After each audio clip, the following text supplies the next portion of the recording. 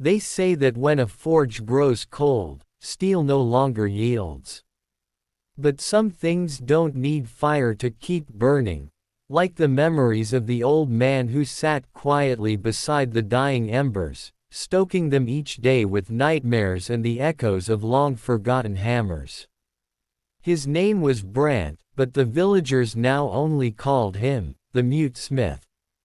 Mute, not because he couldn't speak, but because he no longer wished to. Since the fall of the city and the bodies buried under layers of war's ash, he hadn't spoken to anyone but himself, and the shards of steel he kept like bones from a battlefield. Every day, Brant lit his forge, not to make new weapons, but to repair the ones that had already killed. He would take each broken blade, reheat it in the coals, and file it silently, as though trying to cleanse it of guilt. But steel does not regret, and blood long dried cannot be undone. The war had ended 3 years ago. Or so they said, when the victors raised their banner over the castle, and the carrion birds scattered from the fields of corpses. But for Brant, it had never truly ended. It still lived in the hiss of red-hot iron, in the clang of hammers that haunted his dreams and jolted him awake, drenched in sweat. That morning, the summer wind was colder than it should have been. Brant rose early, opened the door to his forge, and looked south, toward what had once been the city of Arenthal. Now, it was just a ruin, a final scar war left upon the earth. He picked up a bent piece of steel, once part of a sword that belonged to Geralt, his first apprentice. The boy had been like a son to him. Orphaned young, Geralt had grown up beside the forge, raised by flame and iron. Brant taught him how to listen to the song of metal, how to pick the right coal, how to sense heat with the palm. But one thing he never taught him was how to dodge death. Geralt had marched off to war with a sword forged by his own hand. "If it breaks, the fault is mine," he had said, smiling like he was talking about the weather. The last time Brant saw him was in the trenches, bodies of men and horses tangled in smoke. The blade had snapped in two, and one half was lodged in Geralt's chest, cruel irony for a smith to witness. Brant pulled the broken sword from the forge. The rust was gone, but the crack down its spine could not be mended. Just like his memories of Geralt, faded, but never healed.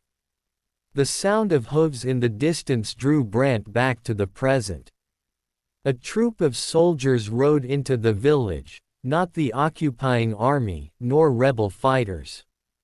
Mercenaries. Black cloaks, red scythe sigils across their chests, the infamous Iron Reapers, scavengers from the old war now turned bandits. One of them dismounted and headed straight for the forge. Brant didn't need to look, he knew the walk. Heavy boots, careless steel. The man hadn't come to buy cooking knives. "Old man," the soldier said, tossing a pouch of silver on the ground. "Word is you can still forge steel. The captain wants a blade. Not a regular one, a curved edge, double-sided, light enough to kill quick, strong enough not to snap through armor." Brant didn't answer. He picked up the broken sword piece and slid it gently back into the wall alcove. The mercenary frowned and drew his sword. "Are you deaf, you wrinkled bastard?" Brant simply pointed at the cracked wooden sign on the wall.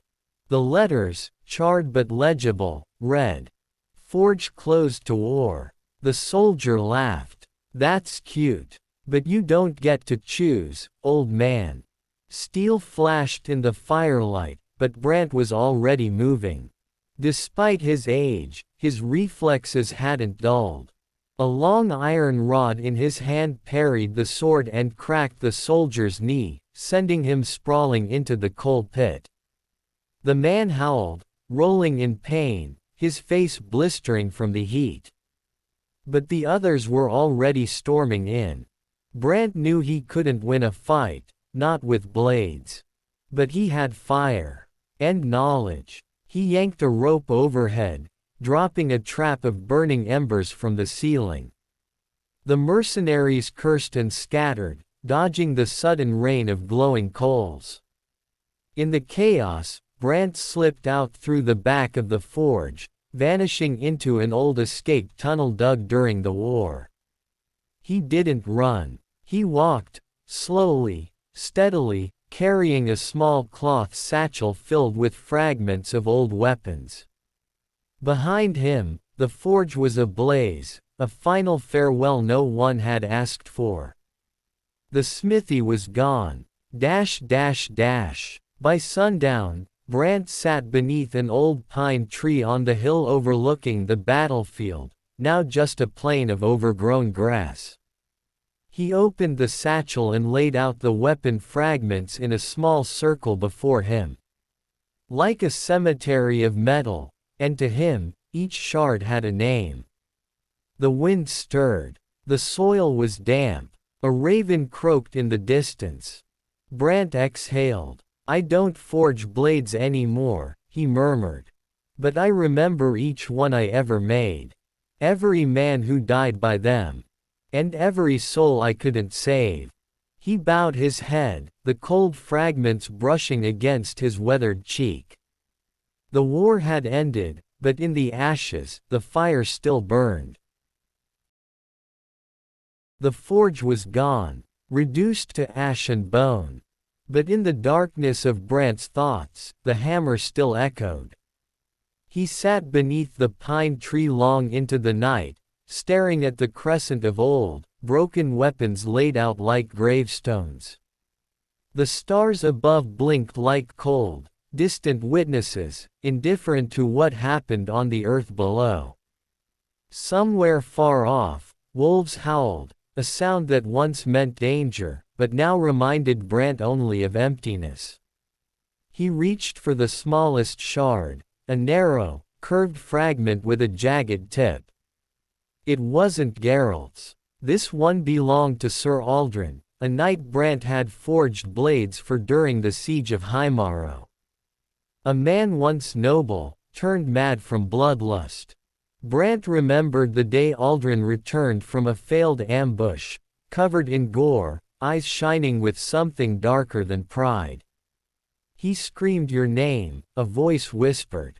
Brant froze. It wasn't a voice from memory. It was here, now. He turned, but the hill was empty. Every man you armed, every sword you shaped, they called you in their last breath. Did you hear them? The voice again, soft, hollow, female. His breath grew shallow. He looked at the weapons again.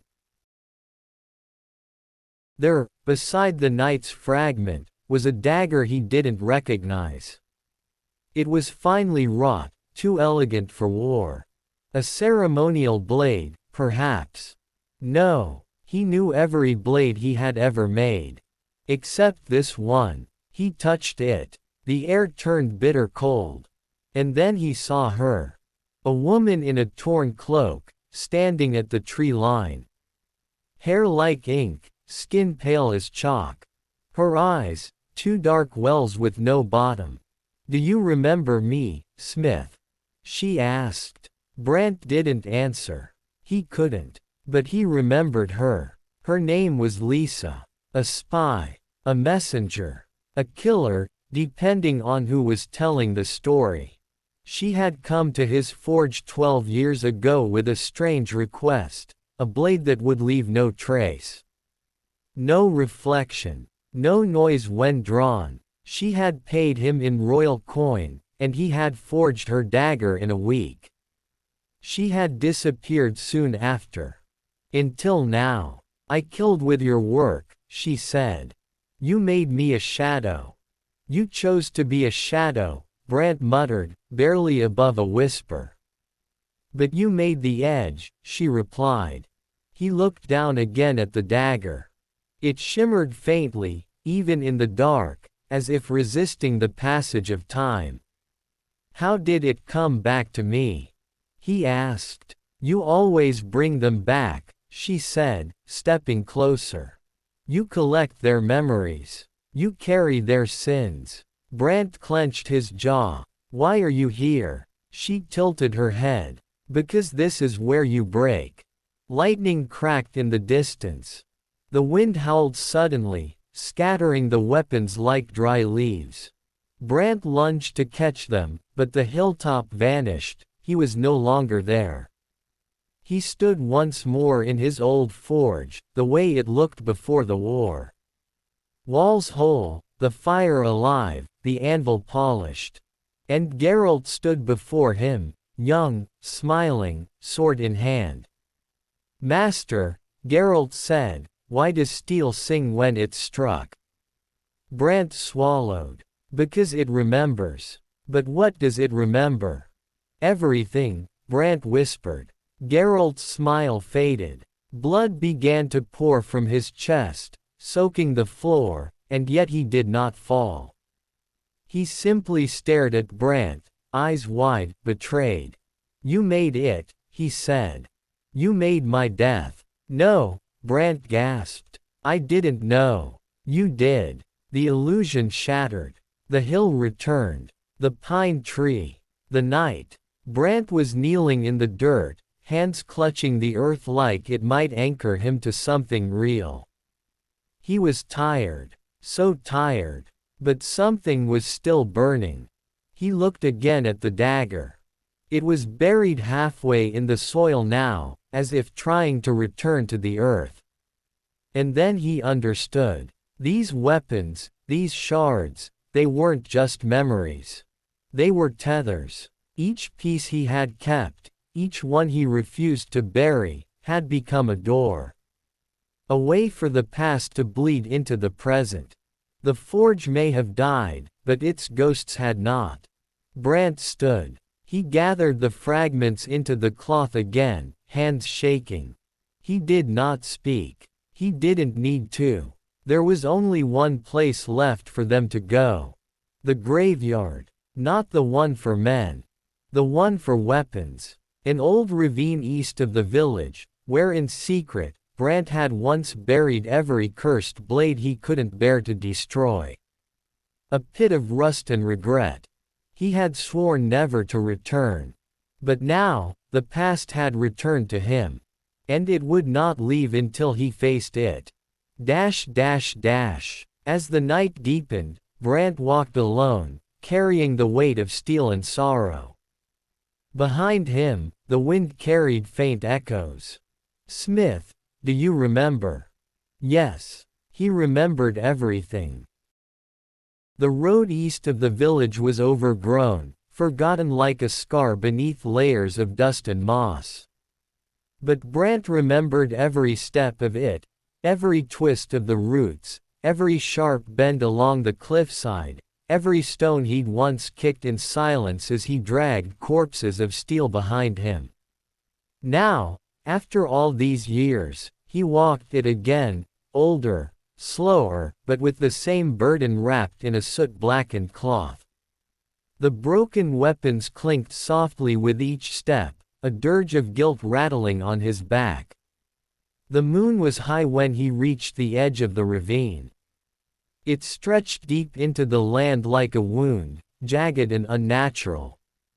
A forgotten quarry, or perhaps a grave too large for men and too small for war itself. Brant had once called it, the Second Forge. Not because he made anything there, but because it was where weapons went to die. He stood at the cliff's edge, staring down into the shadows. Broken hilts, rusted blades, and shattered shields lay jumbled like the bones of extinct monsters. There was no wind down there. Only stillness. Brant knelt and began to unwrap the cloth bundle, laying the fragments out on the stone one last time. One by one. Geralt's sword half Sir Aldrin's jagged edge. The silent dagger from Lisa. Others followed, each nameless now, but not faceless. He remembered the hands that had gripped them, the eyes that had stared at him in trust or rage or fear. Soldiers, knights, traitors, children. He picked up a long, fractured halberd blade, the first weapon he had ever forged alone. It had belonged to a farmer conscripted in a skirmish far from home. The man had visited the forge with trembling hands, apologizing for not knowing how to wield it. "I just want to scare them off," he had said. He never did. Brant gritted his teeth, heart pounding. Enough. He lifted the blade high and hurled it into the ravine. The clang echoed like thunder. One by one, he threw the rest, each piece crashing into the depths, swallowed by shadow and silence. It felt like tearing ribs from his chest, but he didn't stop. Only one remained. The dagger. Only one remained. The dagger. It pulsed cold in his hand, unnaturally cold, like steel that had never truly warmed. Even now, it shimmered faintly in the moonlight. Brant hesitated. This blade was different. It had killed someone who mattered, someone who should never have been within reach of a blade at all. He closed his eyes, and the memory came unbidden. A girl, Ellen, not a warrior, not a soldier. She had been a healer in the city of Arenthal, tending the wounded with trembling fingers and kind eyes. She and Brant had crossed paths during a siege, when he brought in wounded fighters and broken armor. She'd washed blood from steel and skin alike. She had touched his hand once, saying, "Even iron has a soul." He hadn't believed her, until the day he saw her die. Not in battle, but by this dagger. It had been meant for a king. Or a general. But spies don't always strike true, and shadows are careless with direction.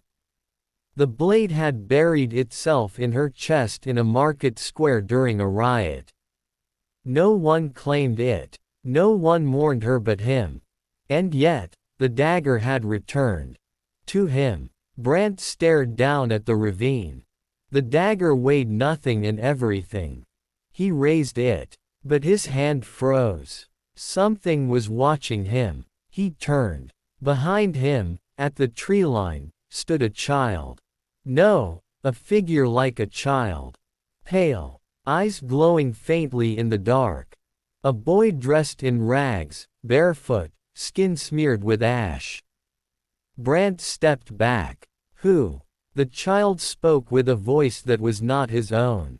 It sounded like wind scraping bone. "You can bury the steel, Smith.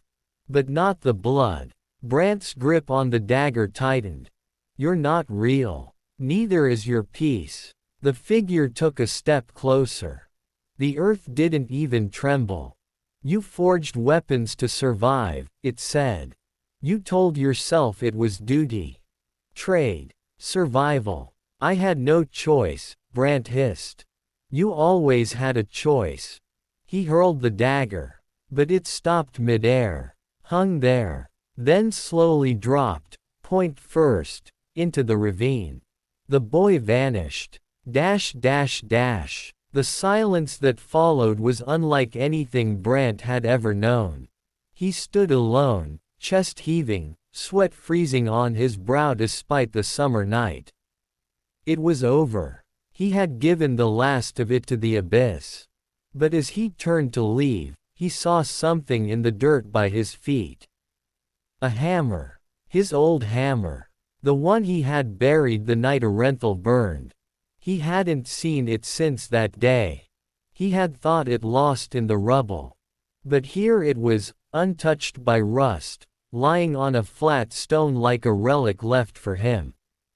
He picked it up. It was heavier than he remembered. Yet warm. Alive. Dash dash dash. As Brant walked back to the village, the first hints of dawn lit the sky in faint orange. Not fire. Just the sun. But he knew something had changed. Not peace. Not forgiveness. But a beginning. A reckoning. The ghosts weren't gone. But he had learned their names. And names have power. By the time Brant returned to the village, dawn had broken. The sky wore a pale hue of morning, soft gold, scattered with tattered clouds that looked like ash smeared across a blue canvas.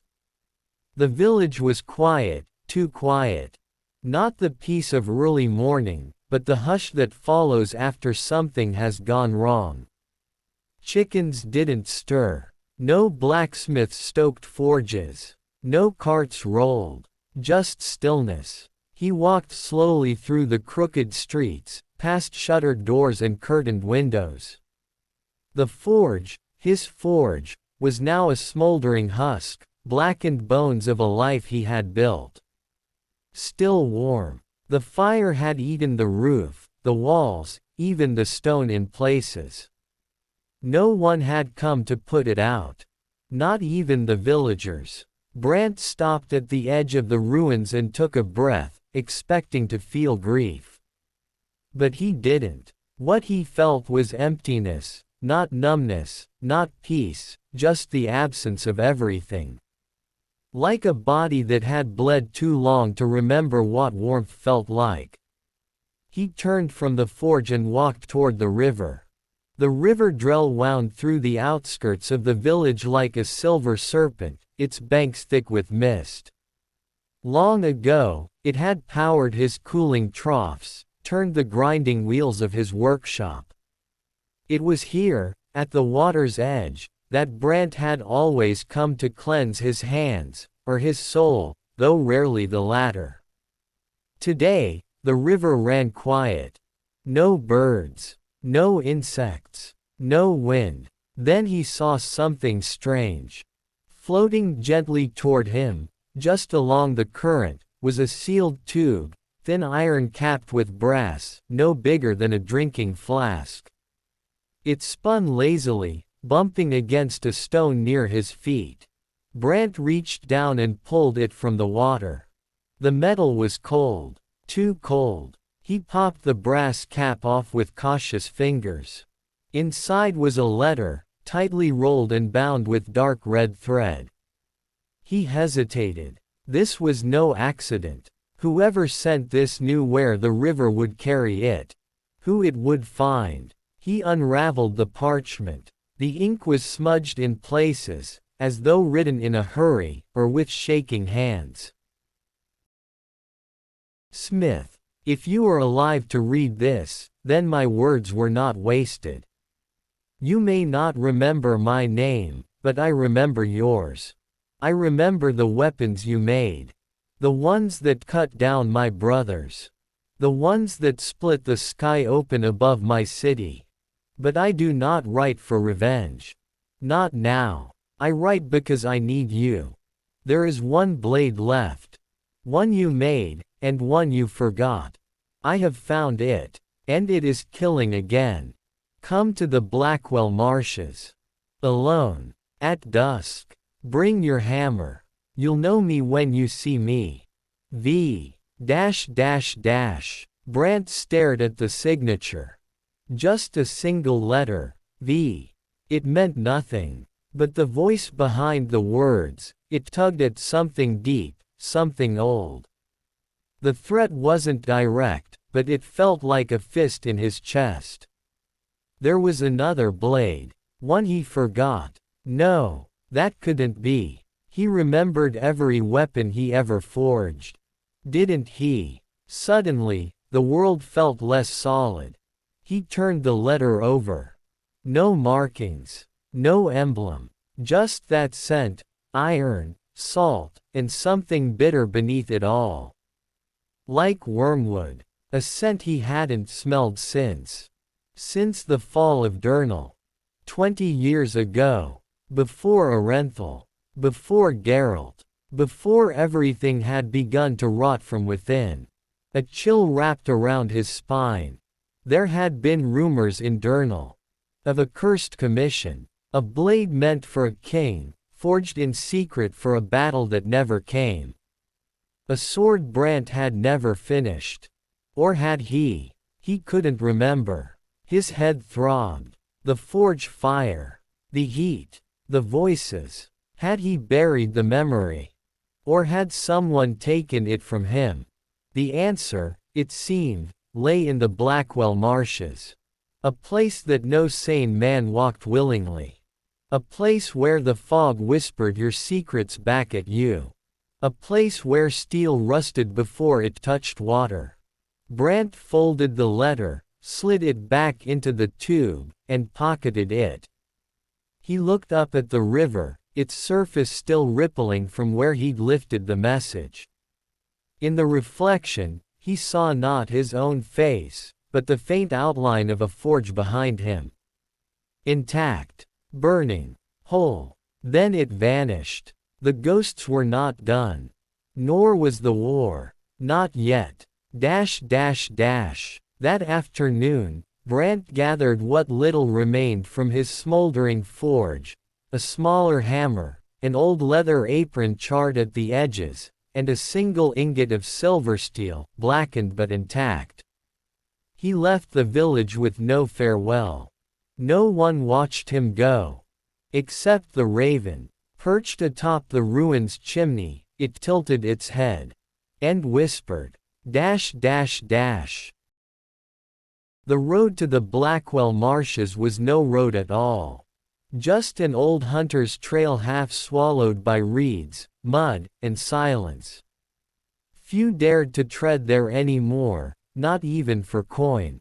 The marshes weren't merely dangerous, they were avoided, the way one avoids a bad memory that smells like rot and screams in the night. Brant pressed forward anyway. He wore no armor. He carried no blade. Only a leather satchel across his shoulder, his short-handle forge hammer hanging from his belt like a priest's relic. Every step deeper into the marsh was a step into fog that did not lift with the sun. The world here felt wounded, as if something great and cruel had once fallen upon this land and left its breath in the trees. Mosquitoes buzzed. Water sloshed quietly beneath thick tufts of moss. Trees arched above him like the ribs of a buried beast. And under it all, the soft whisper of wind, though there was no wind. Brant muttered to himself just to hear his own voice. Greater than, one blade.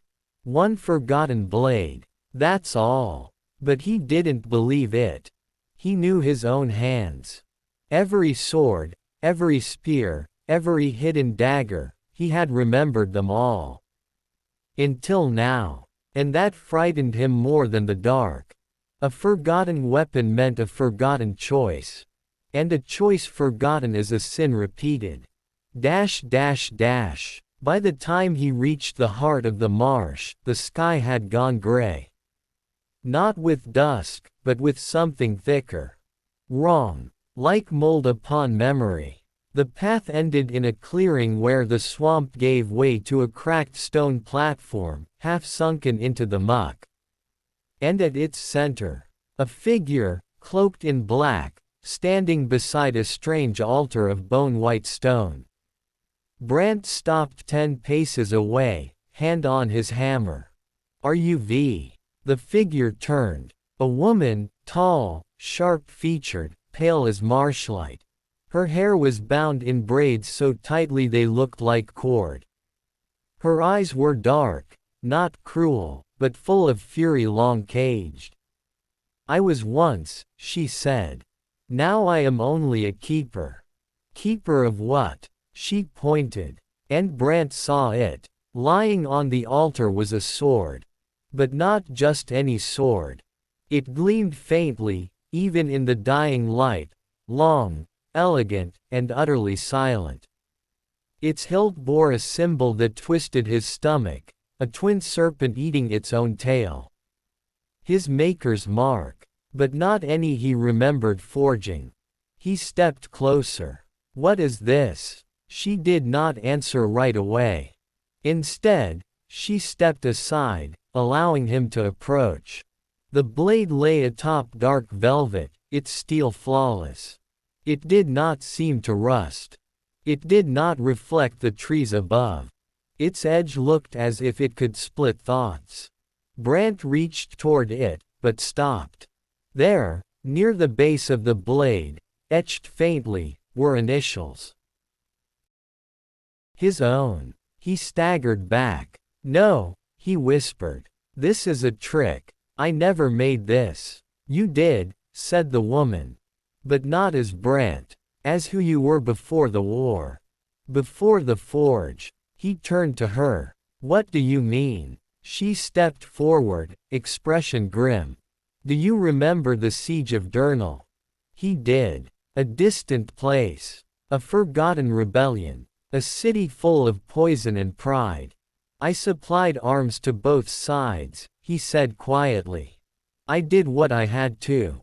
"You did more than that," she replied. "You were asked to forge something final. A blade to end all heirs. A sword for assassination, not battle." And then he remembered. In flashes. A contract delivered at night. A design unlike any he had done before.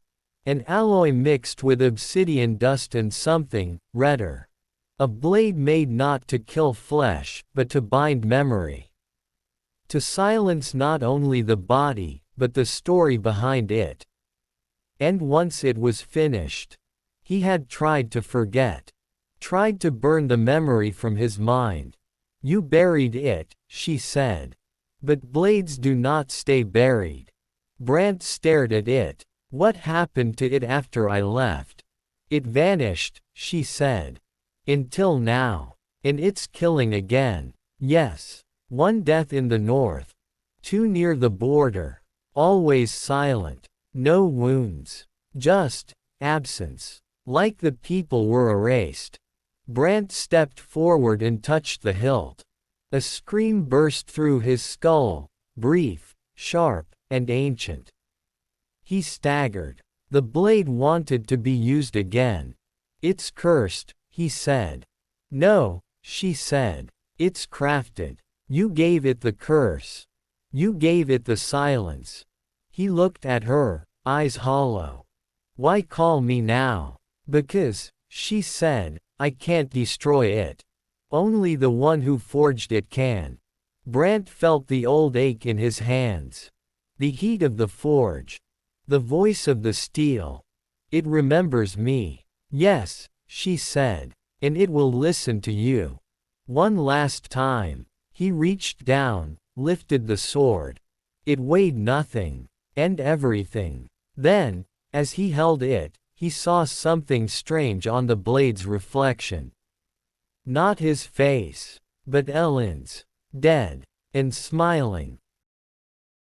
The sword hummed in Brant's hand, not with sound, but with something deeper. A resonance in his bones, as if it had found a place it once belonged and now refused to be parted again. Its edge glimmered faintly, not with light, but with stolen memory, as though it fed on the stories of those it killed. Ellen's face faded from the reflection. Brant stood frozen. He wanted to drop it. Let it sink into the swamp forever. But the woman, V, watched him with unreadable eyes, her voice calm and cutting. "Greater than, it knows you. And you know it. Don't pretend otherwise." He looked at her. "This blade, what does it do?" V stepped forward, never once touching the sword. "It consumes names." Brant blinked. "Names. Not just names," she said. "Histories. Lineages. Songs. Line after line of memory, gone. Every person this sword kills vanishes not only from life, but from remembrance. No one recalls their face. Not their parents, not their children, not their lovers.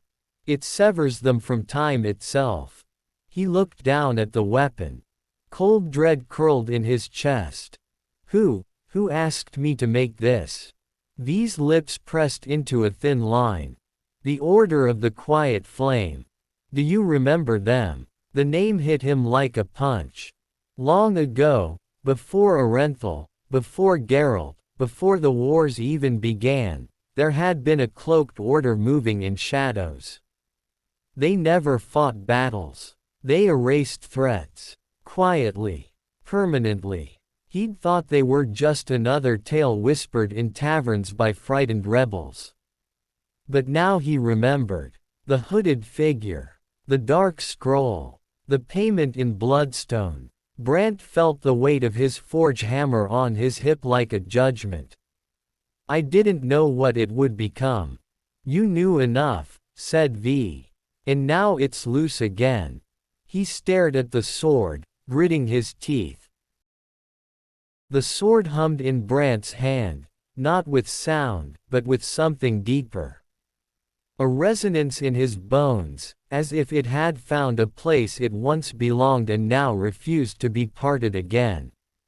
Its edge glimmered faintly, not with light, but with stolen memory, as though it fed on the stories of those it killed.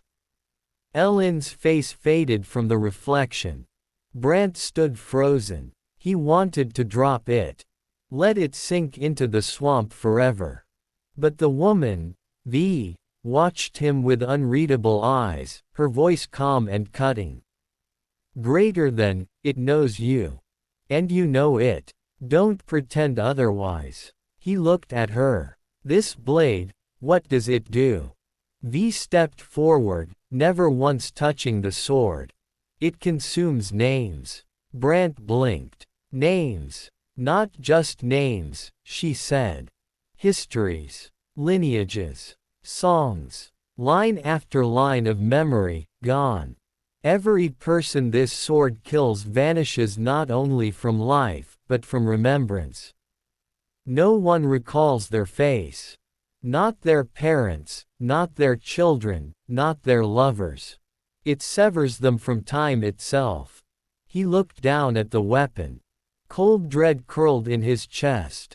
Who asked me to make this? These lips pressed into a thin line. The order of the quiet flame. Do you remember them? The name hit him like a punch.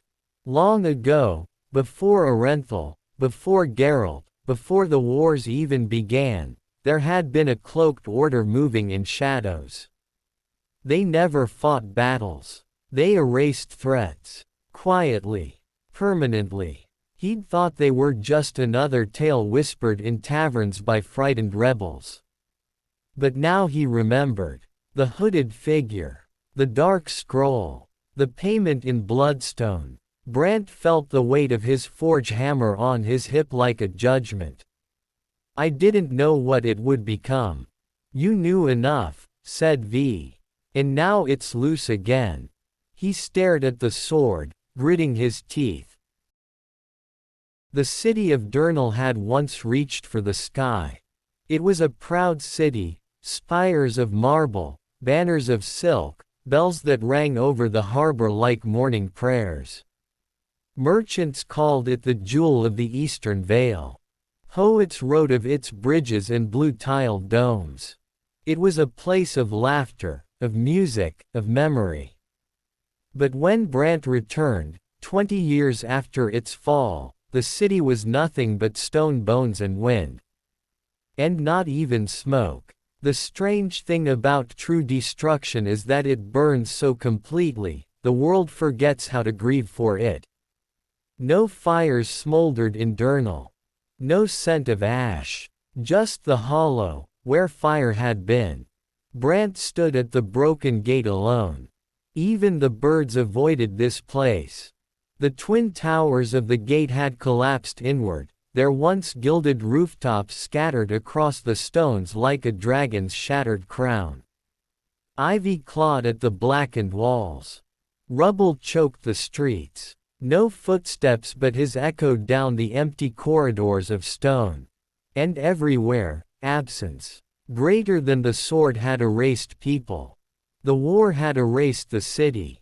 Now he had come to remember what the sword had tried to devour.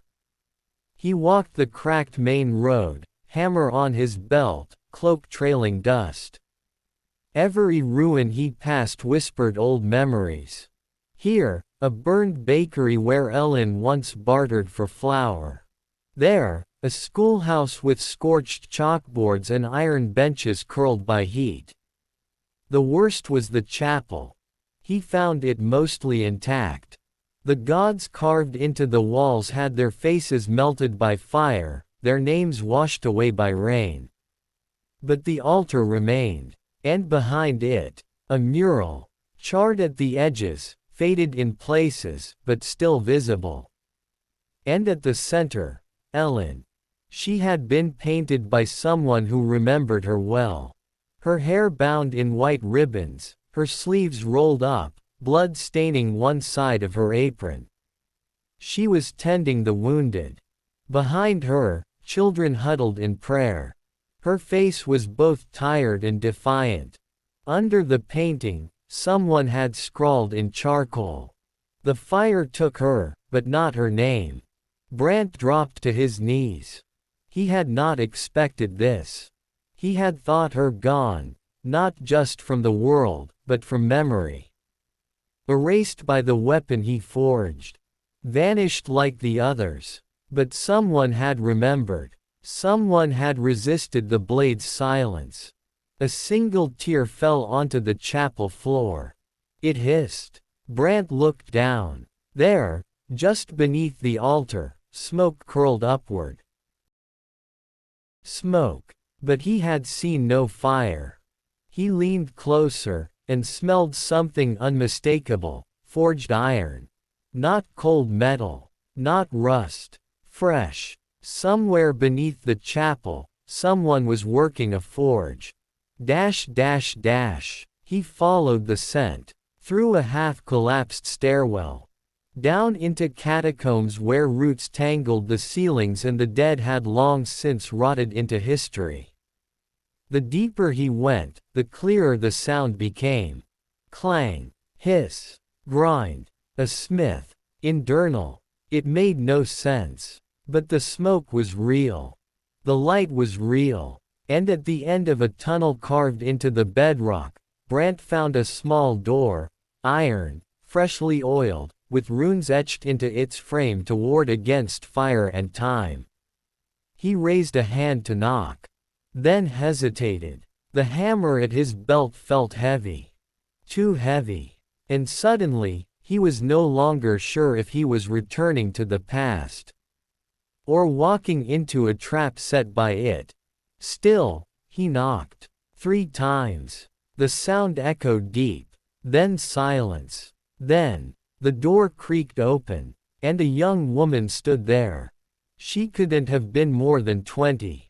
Her arms were soot-streaked, sleeves rolled up to the elbow, and her eyes were Ellen's. Brant's heart stuttered. "Who are you?" he asked. She looked at him a moment, then stepped back to let him in. "I'm Rhea. My mother was Ellen, and she told me to wait here. That you'd come." Brant entered the room, light-headed, knees weak. The forge inside was small but functional. Bellows, anvil, coals still glowing. On the far wall, a rack of unfinished weapons, and in the center, mounted above all else, a sword hilt. Cracked. Familiar. The blade that devours names. Greater than but shattered. Rhea followed his gaze. "She broke it," Rhea said. "Before she died. Said it had to be buried where fire couldn't rise again. But that someone had started reforging it." Brant turned to her. "Who?" "I don't know. Only that they were from the north. They left when she wouldn't help. She made me promise to keep the forge running. For you." "For me," he echoed. Rhea nodded. "She said one day, the man who made the first fire would come back. And he would know whether to light it again, or let it die." Brant looked around the forge. He could rebuild. He could make something else. He could teach her. Or he could leave, and let the story end here. He looked at the cracked hilt. He remembered the silence. And the scream. He turned to Rhea, voice hoarse. I will stay. If you'll let me. She smiled faintly. You already did. The forge lived again. For the first time in decades, true fire danced beneath Durnal. Not the fire of war, or of destruction, but fire with purpose. The kind that warmed iron into promise and reshaped ruin into resolve.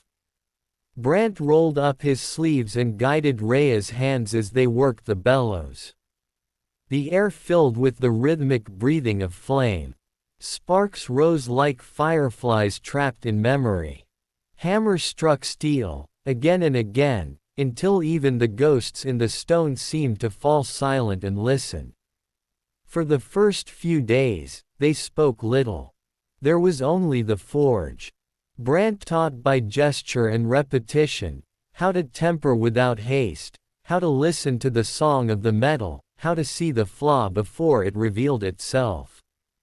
Rhea learned quickly, but she did not press him with questions. It wasn't until the fourth day, while quenching a blade together, that she finally asked. Greater than, what did you make before this? Brant didn't look up. I made everything. For kings and tyrants. For rebels and fools. Blades to conquer, to defend, to destroy. I thought I could stay above it all, just a man at the anvil. But the anvil always leaves a scar on the steel. Rhea nodded slowly. And the sword, the one that devours names. I made that too, he said quietly. The worst of them. Not because I had to, but because I could. Silence stretched between them like cooling iron. Finally, Rhea said, then maybe now, we can make something that remembers. Over the next weeks, they worked side by side. They reforged tools, not weapons. Plowshares, hammers, spikes for bridges. They melted down rusted swords from the ruins, turning the past into something useful. Rhea called it, Iron Reborn. Sometimes, Brant caught her sketching strange symbols in the margins of his old blueprints, things not meant for the forge. Runes, maps, charms written in ink mixed with ash. At first, he dismissed them as superstition. But she worked them into the handles of the tools, the seams of the grips. Greater than memory magic, she called it. They won't forget their purpose. He didn't argue. Not anymore. But in the back of his mind, the weight of the shattered sword still lingered. One night, while Rhea slept curled by the forge wall, Brant returned to the hilt. He knelt before it in the flickering light, running his fingers along its cracked edges. Greater than, you should have died with her, he whispered. But you survived. Just like me. Suddenly, a wind passed through the chamber. Cold. Unnatural. Brant stood quickly, eyes searching the shadows. At the edge of the forge, the iron door groaned open. Someone was there. Not Rhea. Not a ghost. A man, cloaked in midnight leather, a brooch at his collar shaped like a flame bent backward. The sigil of the quiet flame. Greater than, we knew you'd come back, the man said. And we knew you'd bury the sword. But ashes don't sleep forever. Brant stepped forward, hands balled into fists. Greater than, you don't belong here. The stranger smiled. Neither do you. He dropped a bundle onto the forge floor. A blade. Gleaming. Half-forged. It pulsed with the same eerie presence the original sword once held. Greater than, we began rebuilding it in the north. But without you, it's incomplete. It resists the forging. The blade rejects all hands, except its first. Brant stared, his throat dry. Greater than, I won't make that mistake again. The man shrugged. Then the war will be fought by those who do. The world is circling the flame again. And this time, no one will remember your daughter's name when it ends. The threat struck deeper than steel. Brant lunged. But the man vanished into smoke, leaving only the blade and a trail of burned footprints. Rhea stirred awake to find Brant standing over the sword. I told you it was over, she whispered. Brant's voice was quiet. It's not. Not yet. The next morning, they made a pact. They would not forge the weapon. But they would find who was trying to. Together, they melted the unfinished blade with every spell Rhea knew and every secret Brant had kept. They cooled the metal in a basin filled not with water, but tears from an old urn Rhea had kept from her mother's tomb. As the last of the steam hissed away, Brant whispered, "Greater than, you will not devour another name." They sealed the slag in a stone urn, etched with all the names of the people the first sword had taken. A grave of memory. Then they packed what they needed. Blades, tools, maps, and stories. As they left the forge behind, Rhea turned to him. What will we call this journey? Brant looked toward the northern horizon. And answered, "Greater than, the Ember Pact. Because fire, once lit, must be watched, or it will burn again."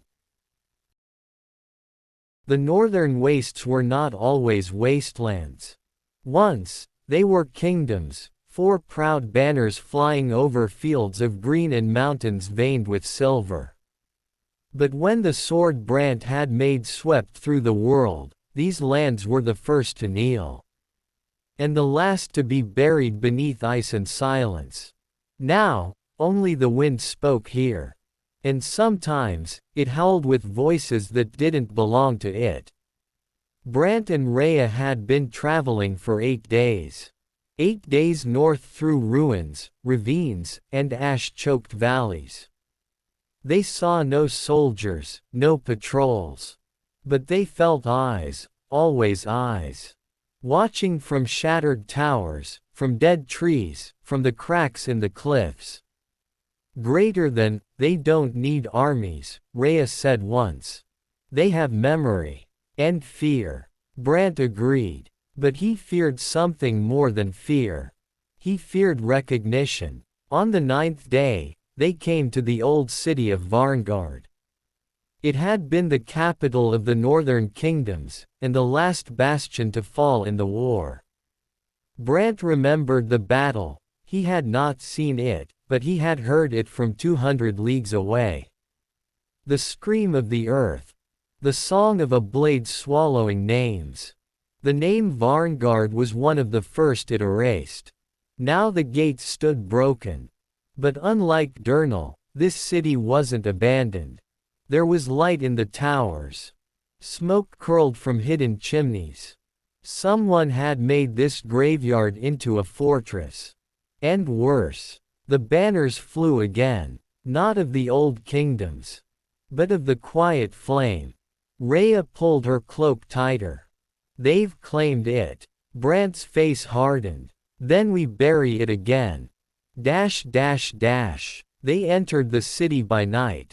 Over a crumbled aqueduct. Through a tunnel known only to masons long dead. Brant remembered it from the blueprints he'd once studied for a siege commission. Rhea carried only a hammer and a set of throwing spikes. Brant carried 2 blades, neither meant for killing, but forged strong enough to defend what must be defended. They found the forge on the 3rd level of the citadel. And what they sought turned Brant's stomach. It wasn't a forge, it was a cathedral. A place of worship built from the bones of his own craft. Walls hung with black banners, embroidered with flames curved backwards, spiraling into themselves. Dozens of apprentice smiths worked in silence, their faces hidden by masks. And at the center, on an altar of obsidian, lay the new blade. Greater than it pulsed. Alive. And beside it stood the man from the forge. He had a name now, Vane of Ashvale. Once a prince, now the voice of the flame. Rhea whispered, "He's binding it with magic." Brant nodded grimly. "And he's nearly finished." Vane raised the blade with gloved hands. Its surface shimmered not with steel, but with something worse, reflections that weren't real. Faces twisted in agony. Places forgotten. Names erased mid-thought. "Greater than, brothers and sisters," Vane called to his congregation. "The blade remembers its purpose." The smiths chanted in low tones. Rhea's eyes narrowed. "They're trying to give it a name." That had been the secret of the original sword, it had none. It devoured names, erased them, so it could never be claimed, never controlled. But now, they were rewriting it. Giving it a name would give it direction. A target. "Greater than," the flame reversed, Vane intoned. "The fire that consumes not enemies, but truth." Brant had heard enough. He stepped forward, into the cathedral light. "Greater than, then let truth strike back." Vane turned, slowly, as if expecting him. "So the old smith walks again," he said. "Come to bless his child." Brant said nothing. He held up a blade, not the devourer, not its twin, but one forged in the Durnal forge. Rhea's design, bound with memory runes. Stronger not by steel, but by story. "Greater than, I came to end it." The apprentices stepped back. They knew the name Brant. Even if the sword tried to forget it. Vane raised the new blade, smiling coldly. "You cannot unmake what was born of purpose. You forged destruction. Now let destruction forge you." Steel clashed. But this was no ordinary duel.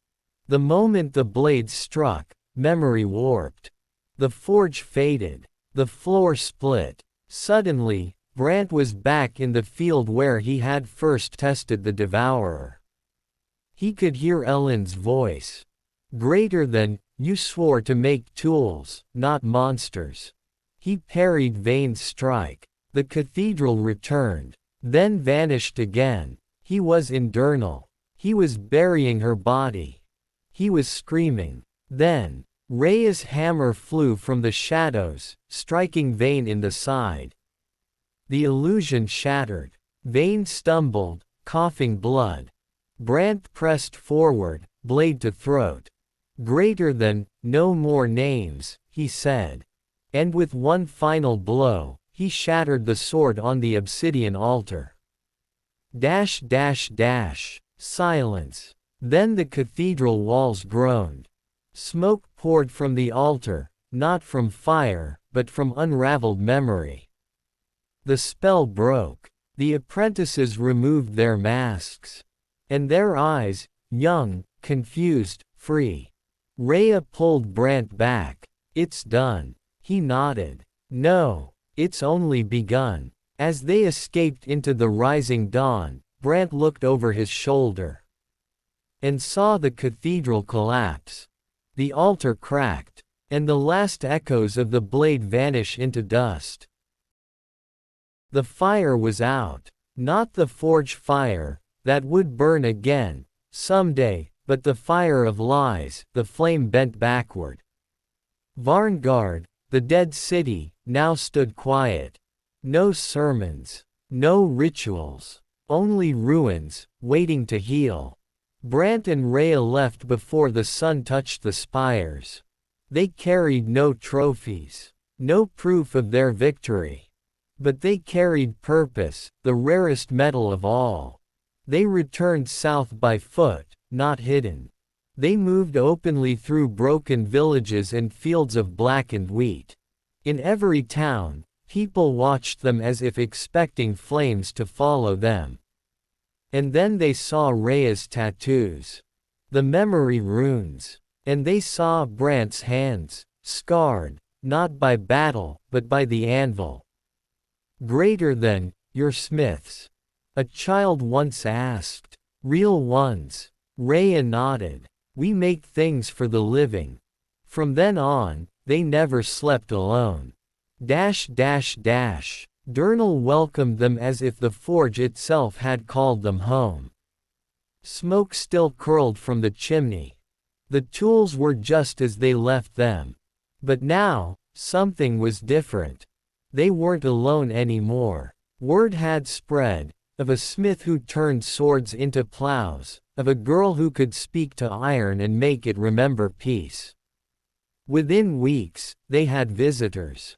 Refugees. Artisans. Broken knights with broken armor who asked for repairs, not to kill again, but to dig, to build, to defend homes without conquering others. Rhea smiled at each one. Brant forged without complaint, but at night, the dreams returned. Not of war, but of Ellen. In the dream, she stood by the old forge, holding the sword that had taken her. Only now, it was broken.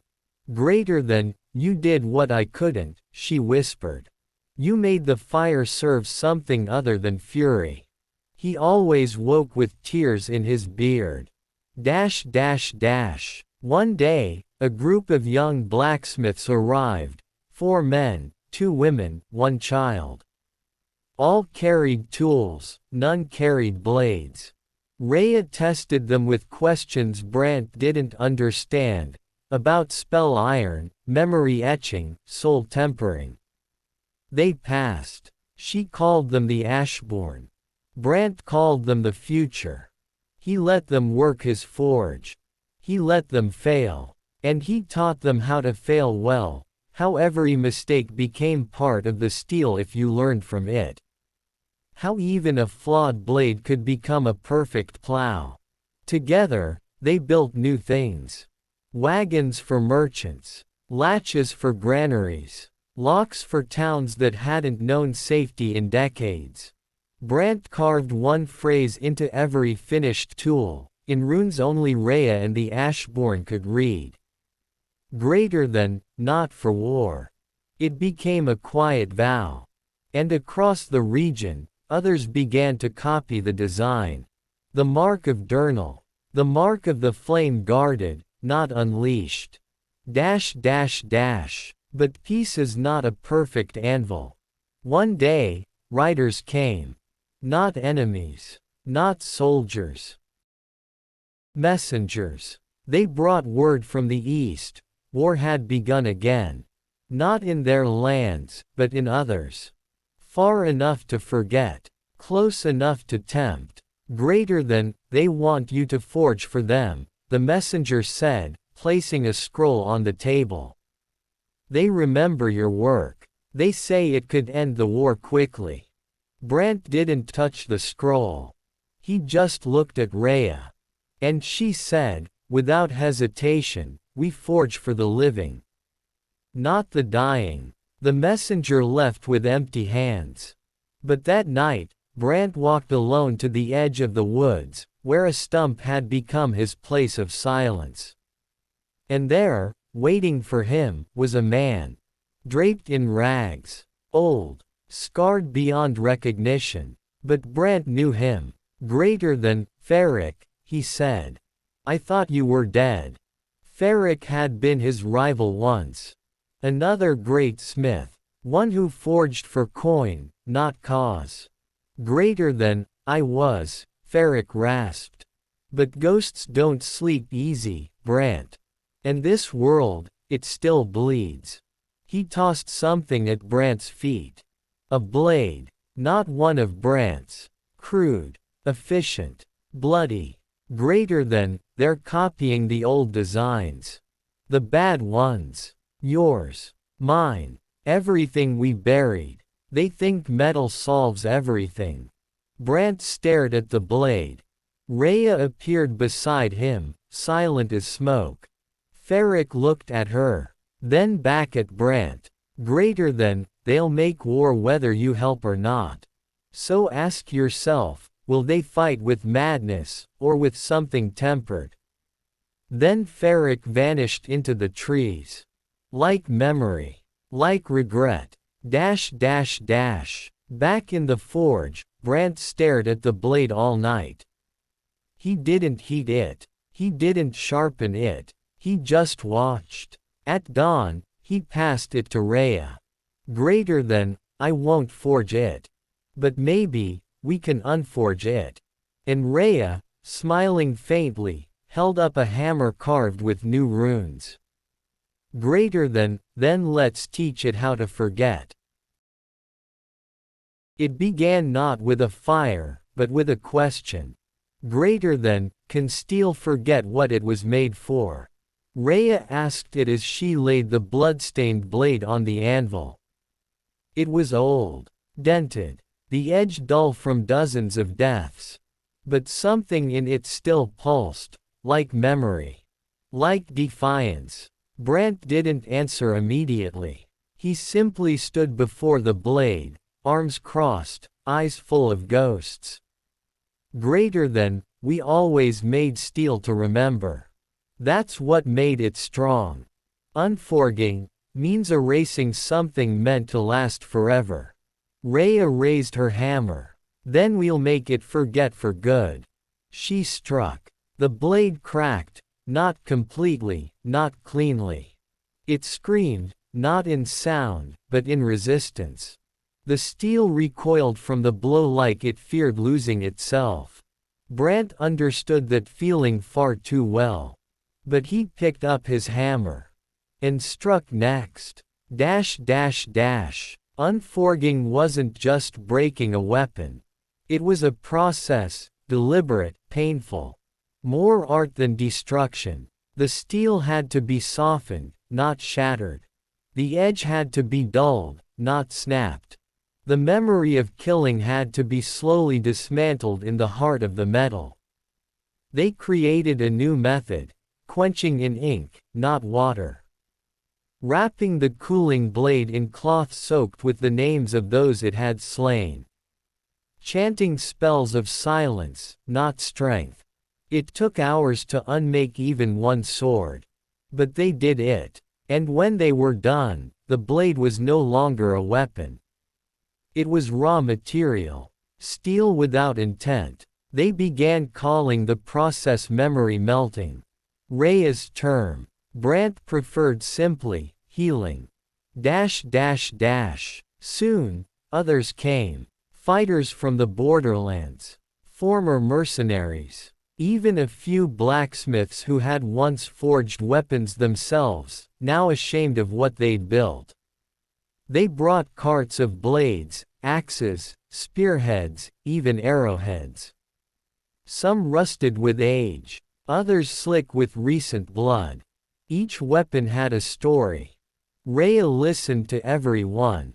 Brant did not. He simply unforged. Day after day, he pounded guilt into dust.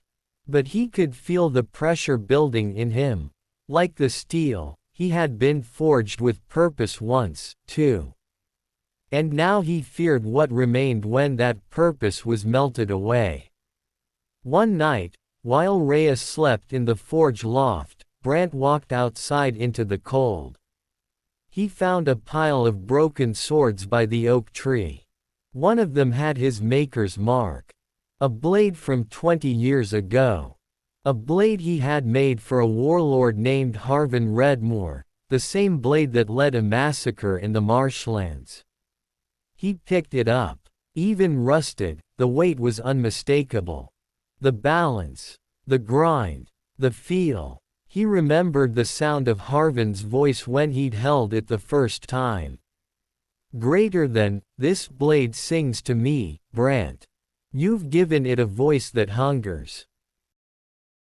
Now, it was silent. But not dead. Not yet. Brant gritted his teeth and took it inside. He placed it on the anvil. And whispered, "You'll sing no more." Then he struck. Once. Twice. And on the third blow, the blade snapped. Not cleanly. Jaggedly. As if it wanted to fight until the end. But it broke. And Brant sat down beside the anvil, shaking. "Greater than, you remember too much," he whispered to the blade shards. "And so do I. The next day, Rhea noticed the change. He no longer struck with rage, but with clarity. He worked faster. Cleaner. He began teaching again, showing the Ashborn not just how to forge, but how to unforge. How to listen to the story of each weapon before they melted it down. How to respect its pain. It was Rhea who asked the next question. "Greater than, do you think we can teach the world to unforge itself?" Brant looked at her, exhausted but resolute. "Greater than, not the whole world. But maybe a village, a city, a kingdom, if we're lucky." Rhea grinned. "Then we start with the next blade." And so they did. They sent out letters, summons, invitations, to blacksmiths across the continent, to knights who had buried their swords, to scholars of metal and monks who had once blessed armor for war. They invited them to Durnal. Not for battle, but for forgiveness. They called it the Gathering of the Ember Forge. A conclave for those who had built destruction, and now wished to build something else. They came. Not many. But enough. An old smith from the east with one eye and 1,000 regrets. A young woman from the southern coast who had melted her family's armor into a statue of peace. Even Ferric returned, dragging a sled of blades behind him, each one wrapped in parchment marked with names. Together, they forged nothing new. Instead, they unforged. And with every blow of the hammer, the past grew a little quieter. But deep in the mountain passes, where the crows circled and fire still cracked in hidden forges, others were watching. They had heard of the Ember Forge. They had seen the runes for not for war. And they hated what they meant. "Greater than, steel must rule," whispered one voice in the dark. "And if they unmake steel, they unmake us." Shadows stirred. And somewhere, a new forge was lit. With no memory. Only intent. The Ember Forge burned bright. But far across the mountain spines, where winds howled through canyons and the sun touched nothing for weeks at a time, another fire took hold. It did not burn with warmth. It did not glow with purpose. It hissed, like something alive, venomous, coiled and waiting. There, in the ruins of a fort once called Varric's Spine, men and women clad in soot and scale set up a forge of their own. Not with runes of memory, not with traditions or rituals or purpose. This forge bore no marks. Its steel had no name. And its weapons, once shaped, were dipped not in oil or water, but in blood. Real blood. They were called the Hollow Flame. No one knew who founded them. Some said exiles from old kingdoms, smiths too cruel to be allowed among the living. Others whispered of a man with no tongue and eyes carved with molten iron, one who spoke to fire and claimed war was the only true song of steel. Regardless of who led them, they forged with terrifying speed. Blades with no balance, only power. Axes so heavy they snapped bone with a graze. Armor that tore into the flesh of its wearer, bonding man and metal into monsters. And worst of all, they shared their secrets. Scrolls and diagrams sent to warlords. Schematics traded for coin and cruelty. Caravans of fresh weapons, bearing only a single mark, a black circle on gray steel. No names. No memory. Only intent. Dash dash dash. In Durnal, Brant was the first to notice. Not through messengers, but through metal.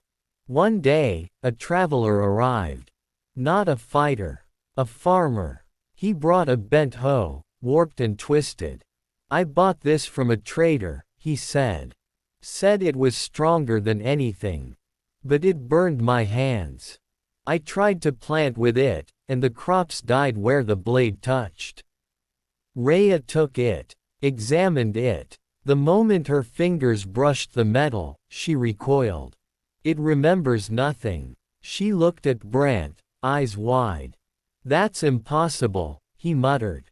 All steel remembers. Even the worst of it. Not this. Her voice was shaking. This was born empty. It was never allowed to feel. Dash dash dash. That night, Brant summoned the Ashborn. He laid the cursed tool before them. This is a warning, he said. Somewhere out there, someone is forging without memory. Without restraint. Without humanity. They discussed for hours. What should be done? Should they remain in Durnal, safe in their forge of forgiveness? Or should they go out, and confront whatever darkness now twisted steel into poison? Brant said nothing for a long time. Then he looked at Rhea. She nodded. And he spoke. Greater than, we taught the world to unforge. Now we must teach it to remember. A week later, Brant and Rhea departed Durnal. Not alone. 6 of the Ashborn came with them. One brought a forged stone that burned without smoke. Another carried an anvil made of stone from the ruins of Varngard. Rhea carried the last of the memory runes, etched on cloth and steel. Brant carried his hammer. Not to build. Not yet. But to bear witness. They called themselves the Keepers of the Flame Remembered. Their goal, to track the weapons of the hollow flame. To unforge what could be unmade. To record the origin of each cursed tool, and when possible, destroy the forges that birthed them. They moved like pilgrims. Like hunters. Like mourners. Dash dash dash. Their journey took them first to Delwyn, a merchant town near the marsh. There, they found hollow flame weapons already in use, cheap, brutal, effective. In a tavern, they spoke to a warlord's blacksmith. She laughed at them. Memory is weakness, she said. I forge for kings who want results, not regrets. Rhea placed a peace sickle on the table, one that had once been a scythe forged by Brant. Try planting with that, she said. The smith sneered, then tried it, and cried. Because for a moment, she remembered. Not the war, but the boy she once was, watching her mother reap wheat on a summer morning, before the soldiers came. She broke the blade in her hands. And joined them. Dash dash dash. But for every smith who remembered, 3 more turned away. The hollow flame offered more than strength. It offered simplicity. No history. No shame. Just power. Brant began to feel despair clawing at him again. Rhea stayed quiet, but he saw the wear in her. The strain. The grief. Greater than, we're not winning, one of the Ashborn said. We're just delaying. Brant didn't reply. Because deep down, he feared they were right. Dash dash dash. Weeks passed. They reached a valley once known for its art. Stone carvers. Bell makers. Smiths of intricate hinges and delicate locks. Now it was empty. Every forge cold. Every bell silent. In the ruins, they found crates. Full of hollow flame weapons. Hundreds. Ready for shipment. Each one stamped with the black circle. Rhea picked up a dagger. She tried to read it. Nothing. No past. No soul. Greater than this, she whispered, this is the death of meaning. And then the first arrow struck. Ambush. Hollow flame mercenaries. Dozens. Wearing armor fused to flesh. Swords that screamed when they moved. The keepers fought back, not with killing, but with breaking. They shattered weapons, twisted blades, collapsed helmets onto skulls. But the enemy was relentless. 2 of the Ashborn fell. Rhea took a blade to the ribs. And Brant saw red. For a moment, his hammer was no longer a tool. It was vengeance. He struck. And struck. And when the last of the mercenaries fell, he stood covered in blood, his hammer bent, his eyes hollow. He dropped the hammer. And wept. Greater than, I remember, too much. Rhea crawled to him, held his hand. Then let's make sure no one forgets. The rain began at dawn. Cold, steady, indifferent to the dead. Brant sat beside Rhea's still body in the ruined forge valley. She breathed, barely, her face pale beneath the blood-soaked bandages. Every few minutes, her fingers twitched like she was forging something in her dreams. He hadn't moved in hours. His hammer lay in the mud where he dropped it, bent and useless. His cloak was torn, soaked in blood, hers, the Ashborns, the enemies. It didn't matter. All blood felt the same now. 2 of their number were dead. 1 had no name left. The remaining 3 Ashborn huddled beneath the remains of a collapsed kiln, trying to light a fire that wouldn't catch. Their forged stone was cracked. The runes had faded. The flame of remembrance was dying. And Brant couldn't stop it. He thought of his first forge again. A boy with soot in his lungs and wonder in his eyes. He remembered the first time he saw metal glow orange hot. The way it yielded under the hammer, sang with each strike. Back then, every sword he made felt like a story. A protection. A promise. Now, he remembered the shrieks. The ruined fields. The smell of burning flesh clinging to iron. The dead mercenary's blade still protruded from Rhea's side. She had taken the blow meant for him. Because she remembered what he had forgotten.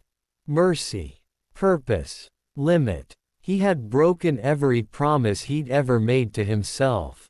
Greater than I became what I swore I would unmake. And now she might die for it. By midday, the rain stopped. One of the Ashborn, a wiry man named Tavin, approached. She's fading, Brant, he said quietly. We need a healer. Or a miracle. Brant nodded absently. But his hands didn't reach for medicine. They reached for the hammer.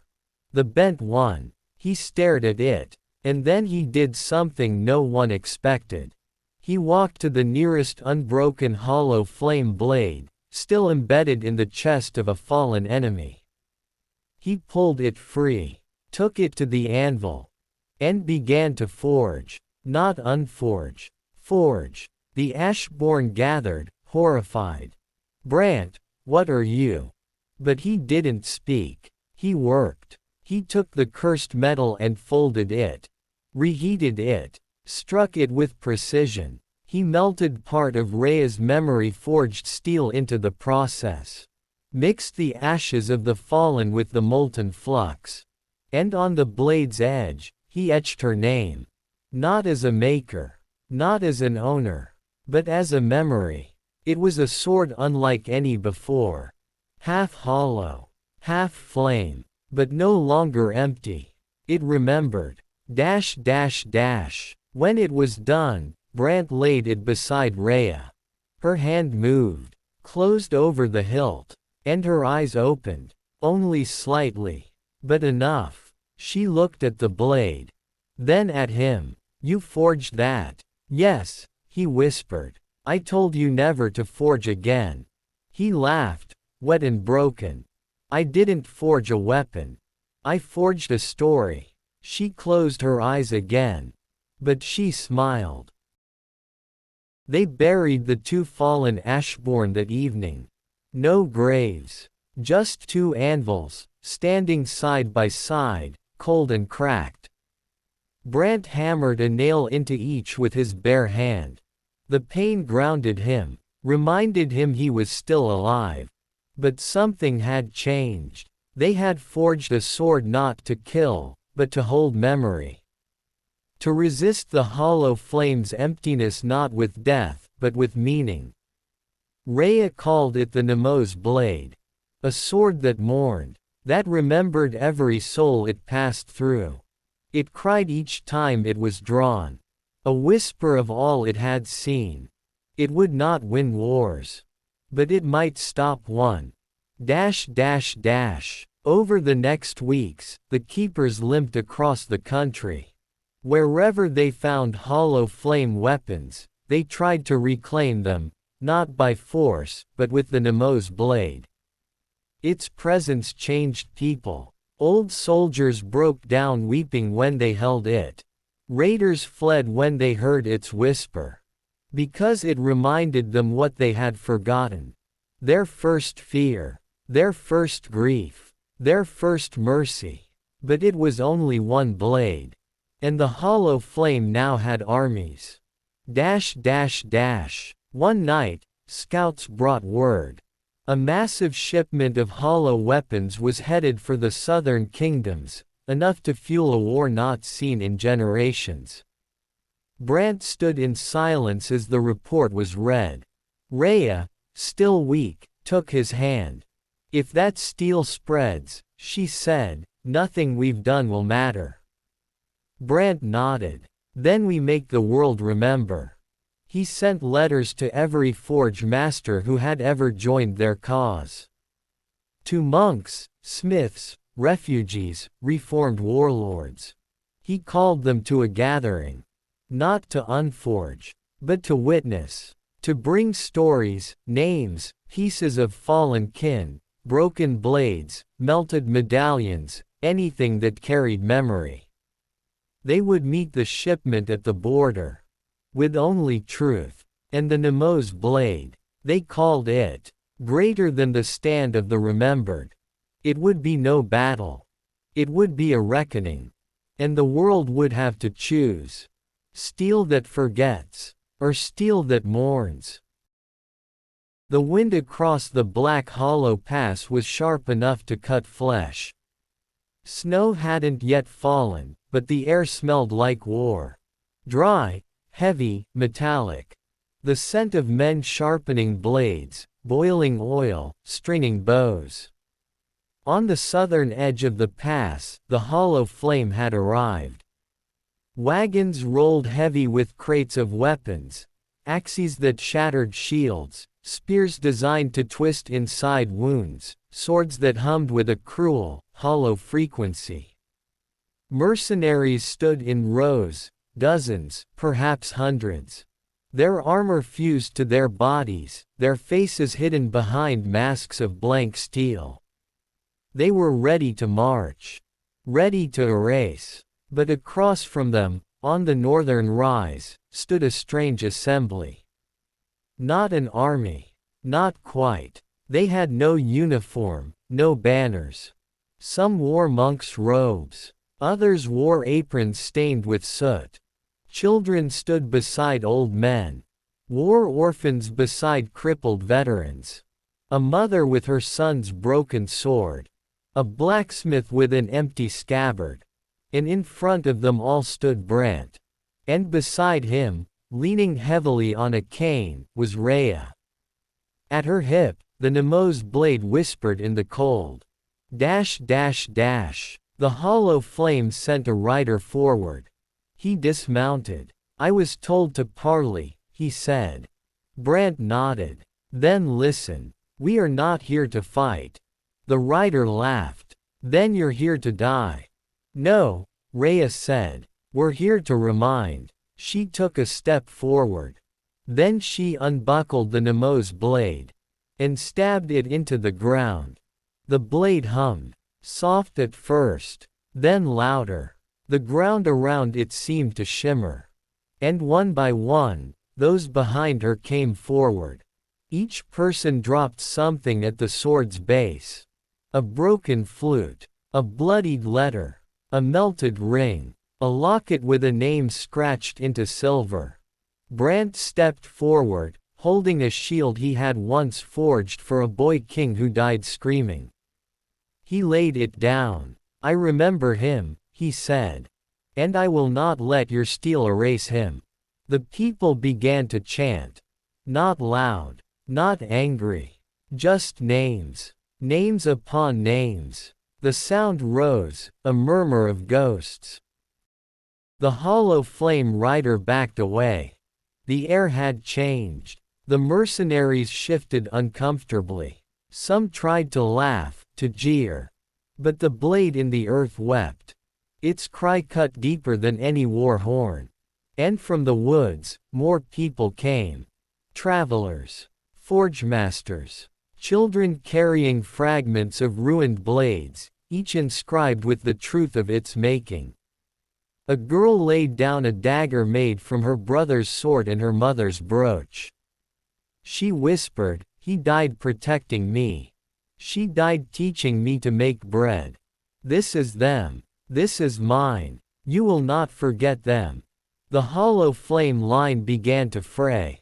A soldier stepped out, removed his helmet. He dropped his weapon and fell to his knees before the Nemo's blade. "Forgive me," he said. And memory claimed him. The storm broke. Not of weather, but of reckoning. Dozens crossed the field. Some were cut down by their own commanders. Others broke ranks entirely. The hollow flame tried to restore order. But the chanting only grew louder. Names, songs, prayers, the truth of war, spoken aloud, remembered by all. Steel that remembered could not be wielded in ignorance. And without ignorance, the hollow flame began to dim. Its power, rooted in forgetting, collapsed beneath the weight of memory. A final rider came forward. His face was a mask of soot. His eyes black with pitch. He dismounted in silence, pulled a twisted blade from his side. "You think memory makes you strong," he hissed. "No," Brant said. "It makes us human." The rider charged. And Brant did not draw steel. He opened his arms. And let the man strike. The blade pierced his chest. Rhea screamed. But the moment it entered him, the blade blackened. Cracked. Because Brant remembered. Everything. He poured his soul into the weapon. Every life he'd taken. Every name he'd spoken. Every forge he'd lit in grief. And the blade shattered. So did the rider. A gust of wind swept the ash from his armor. He fell, faceless. Empty. Gone. Brant dropped to his knees. Blood soaked his tunic. Rhea ran to him, held him as the sun broke through the clouds. "I didn't fight," he whispered. "You didn't need to," she said. He looked at her, smiled. "Then maybe it's finally over." And for him, it was. Brant closed his eyes. And the Nemo's blade sang its last note. A single, final whisper of steel. Greater than, remember him. It took 3 days to gather his ashes. Not because there was so much of him, but because no one wanted to rush it. They found Brant's hammer first, still warm. Then a shred of his cloak, burned through but intact at the clasp, the one Rhea had sewn back together more times than she could count. And finally, they found the shard of the Nemo's blade that had been closest to his chest. It no longer whispered. It simply hummed, soft, like the dying echo of a forge long grown cold. Rhea carried it in both hands. Like a relic. Like a heart. Dash dash dash. The hollow flame didn't march again. Not that year. Not the next. Some say it crumbled entirely that day in the Black Hollow Pass. Others whispered it still lingered, fragmented, leaderless, hungry but blind. But no army dared raise its banner again in open daylight. Too many remembered. Too many had seen what memory could do when forged into truth. Dash dash dash. Rhea returned to the Forge Valley with the Ashborn. Only 5 of them remained. Tavin, the quiet one, planted weak between the broken kilns. A young girl named Mara began teaching children to etch runes into bronze not for war, but to tell stories. Rhea took no apprentice. She didn't rebuild the Great Forge. Instead, she rebuilt the graveyard. But she didn't bury Brant. She kept his ashes in a black iron urn, placed at the center of the old anvil where he'd first unmade a hollow flame blade. Every year, on the day of his death, people gathered. They brought tokens of the past. Broken hilts. Burnt letters. Names written on cloth. And they remembered. Not just him. All of it. One night, years later, Rhea walked to the forge alone. Her hair had grayed. Her cane bit into the stones. The forge fire no longer burned. But the anvil still stood. And at its base, the urn.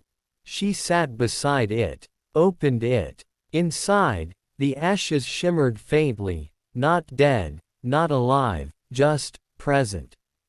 "Hello again," she whispered. "I've been thinking, Brant. We were wrong about something. About fire." She looked up at the stars. The world doesn't need to be burned to be reborn. It needs to be held. Warmed. Guarded. She pulled something from her satchel. A sword. Not sharp. Not meant for battle. Its edge was dull, but polished like silver. On its surface were etchings, hundreds of them. Children's names. Forges rebuilt. Wives and sons lost. Villages that survived. A tapestry in steel. She placed it beside the urn. "I call it the Emberblade," she said. "It remembers too." And then she rose. And left it there. Not buried. Not hidden. Just waiting. Dash dash dash. Years passed. The Forge Valley grew green again. The war faded into legend. Children were told tales of the blacksmith who fought not with fire, but with memory. Some believed. Others didn't. But still, once a year, they came to the forge. And still the Emberblade stood. Silent. Warm. Waiting. And deep within its steel, a voice would sometimes hum, just loud enough to hear if you were very quiet. Greater than, strike only to remember. Forgive only to endure. Love only to carry the flame. And thus ended the tale of the smith who survived the war. By never forgetting it. Dash dash dash. Epilogue. The blade that mourns. They say the Emberblade will one day be lifted again. Not to kill, but to remind. And in a world so eager to forget its wounds, perhaps that is the sharpest edge of all. Memory.